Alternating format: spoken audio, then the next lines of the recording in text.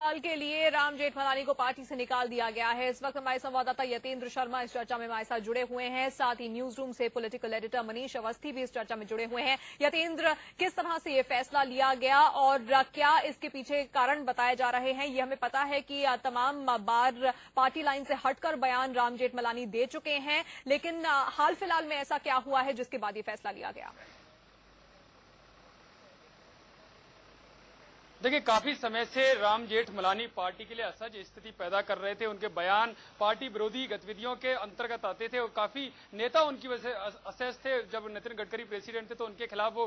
खुलकर सामने आए थे और उस समय उन्हें नोटिस भी जारी किया गया था। 26 नवंबर 2012 में उनको नोटिस को एक नोटिस जारी किया गया। उनसे पूछा गया कि क्यों ना उन्हें अनुशासनहीनता के आरोप में पार्टी से निकाल दिया जाए। उससे कुछ सवाल पार्टी ने पूछे थे जिसका जवाब उनसे मांगा गया था, लेकिन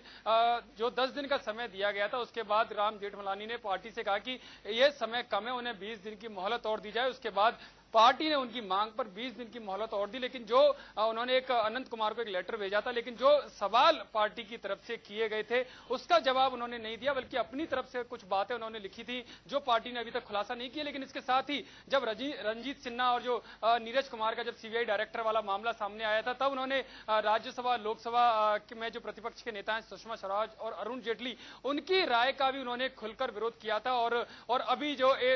पार्लियामेंट एनेक्सी की बैठक में भी वो जब सस्पेंड थे उन्हें नहीं जाना था, लेकिन उसके बावजूद भी वो उस मीटिंग में गए और एक कमेटी जो वहां पर चुनाव था, एक कमेटी का पार्लियामेंट्री सेशन के दौरान उसमें उन्होंने भाग नहीं लिया। तो इसको पार्टी ने और ज्यादा मजबूत आधार मानकर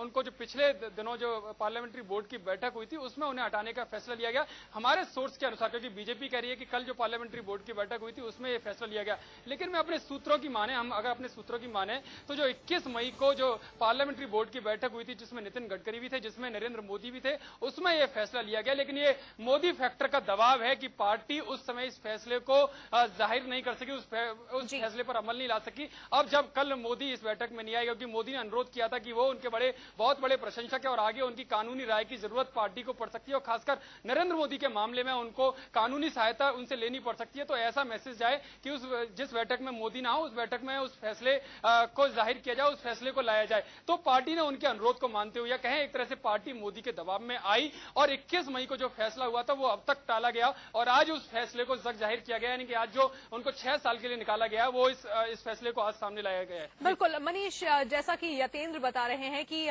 देश के बड़े नामी गिरामी वकीलों में उनकी गिनती होती है, लेकिन जो सवाल पूछे गए उनके ठीक तरह से जवाब नहीं दिए उन्होंने पार्टी आलाकमान को। और बड़ी बात यह है कि कई बार जो बात राम जेठमलानी रखते थे वो उनकी पार्टी के बड़े नेताओं के लिए बड़ी मुसीबत लेकर आती थी। क्या सिर्फ इसी वजह से ये फैसला लिया गया कि उन्हें पार्टी से निकाला जाए? देखिए, इसमें कई पेच हैं। हमें तान्या समझना होगा कि जब राम जेठमलानी जो कि दूसरों के लिए अपील और दलील तैयार करते हैं, उनकी दलील बीजेपी ने सिरे से ठुकरा दी है। अगर ये मान लिया जाए कि हाँ, बीजेपी ने उनकी उस सफाई के बाद ये फैसला लिया है और जैसे कि हमारे सहयोगी यतेंद्र बता रहे हैं कि ये फैसला पहले की पार्लियामेंट्री बोर्ड की 21 तारीख की बैठक में ही ले लिया गया था, लेकिन चूंकि ये मोदी के ही करीबी रहे हैं, राज्यसभा में पहुंचे भी हैं तो मोदी की तुफैल से पहुंचे हैं और यही वजह है कि राम जेठमलानी जिस तरीके से पार्टी में एक तरह का आतंक मचा के रखे थे, गाहे बगाहे आडवाणी से लेकर ऐसा पार्टी का कोई भी बड़ा नेता नहीं है जिसके खिलाफ उन्होंने जहर ना उगला हो।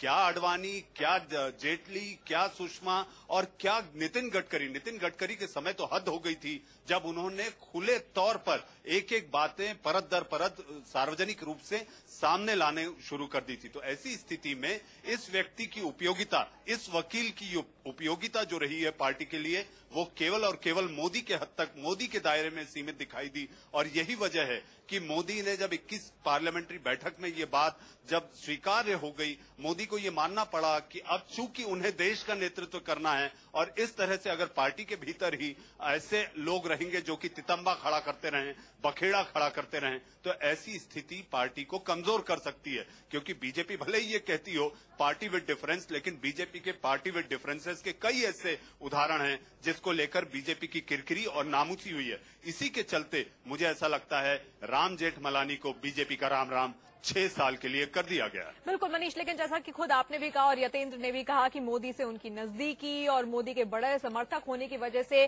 क्या जो फैसला पहले ले लिया गया था उसके लिए इंतजार करना पड़ा एक ऐसे वक्त का जिस मीटिंग में नरेंद्र मोदी मौजूद ना हो और उसके बाद इसका ऐलान किया जाए?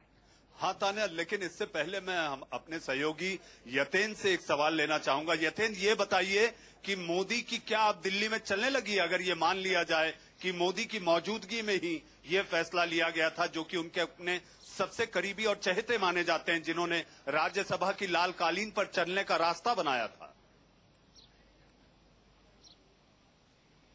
देखिए, बिल्कुल इसमें कोई शक नहीं है कि अब मोदी का जो दबाव है वो पार्टी पर है, मोदी का जो जादू है वो सर चढ़कर बोल रहा है और मोदी के जो पार्टी के जो भी फैसले हैं उसमें मोदी की राय काफी अहम है और यही एक दबाव था, यही एक राय उनकी थी कि अब उनके रहते हुए फैसला न लिया जाए। हालांकि उनकी इसमें सहमति थी क्योंकि पूरा पार्टी का जो आलाकमान बोर्ड था जो 21 तारीख को हुई थी उसमें सर्वसम्मति से केवल आडवाणी और मोदी को छोड़ दिया जाए, तो बाकी सब लोग खासकर नितिन गडकरी काफी प्रबल रूप से उसका विरोध कर रहे थे कि अब बहुत समय हो गया है और राम जेठमलानी के ऊपर फैसला ले लेना चाहिए। उस समय भी हमने कहा था कि सूत्रों के अनुसार उस पर फैसला हो सकता है, लेकिन पार्टी ने इनकार किया था। लेकिन अब वो बात बिल्कुल क्लियर हो गई है कि नरेंद्र मोदी कल की मीटिंग में नहीं थे। कल जो मीटिंग हुई थी वो नक्सल जो हमला हुआ था छत्तीसगढ़ पर उसको लेकर हुई थी, क्योंकि कल पार्लियामेंट्री बोर्ड के साथ साथ कुछ दूसरे नेता जो छत्तीसगढ़ का प्रभार जिनके पास था, जेपी नड्डा और सौदान सिंह भी उस मीटिंग में मौजूद थे। तो जाहिर है कि उस मीटिंग में पार्लियामेंट्री बोर्ड कोई दूसरे विषय पर चर्चा कर ही नहीं सकता जहां पर पार्लियामेंट्री बोर्ड के इतर भी दूसरे सदस्य मौजूद हों। तो साफ है कि जो संकेत मिल रहे हैं वो 21 मई को फैसला हो चुका था और ये मोदी का ही प्रभाव था, मोदी का ही दबाव था कि उस वजह उनके रहते हुए इस फैसले को कुछ समय तक के लिए टाला गया और आखिर आज इस फैसले को सामने लाया गया। तो मोदी के बारे में कुछ सूत्रों की माने, जो आला सूत्र हैं, संघ ने भी निर्देश दिया था कि अब अगर कोई फैसला होगा, जब से राजनाथ सिंह अध्यक्ष बने हैं, तो उन दोनों को लेकर किया जाएगा, चाहे वो नितिन गडकरी हो और नरेंद्र मोदी हो। इनकी राय काफी महत्वपूर्ण इस पार्टी में होगी। राष्ट्रीय कार्यकारिणी की बैठक जो दिल्ली में हुई थी उसमें मोदी का प्रभाव साफ तौर से दिखाई दिया था और अब इस फैसले में भी मोदी की छाप दिखाई दे रही है। अगर राम जेठमलानी की बात की जाए, किन पार्टी के किन किन बड़े नेताओं के लिए वो मुसीबत खड़ी कर चुके हैं अपने बयानों से? देखिए ताना, इस पार्टी के भीतर जेठमलानी नाम ने न केवल पिता बल्कि पुत्र ने भी कई परेशानियां खड़ी की है। महेश जेठमलानी को राज्यसभा का सदस्य नहीं बनाया गया, नितिन गडकरी के कार्यकाल में वो सदस्य नहीं बन सके राज्यसभा के, तो उसका उन्होंने जो खामियाजा नितिन गडकरी को भुगतना पड़ा है, एक तो चुनाव लड़ने की पेशकश की कि पार्टी के राष्ट्रीय अध्यक्ष के रूप में वो खुद एक नुमाइंदे के रूप में सामने आने लगे और लगातार नितिन गडकरी को टारगेट कर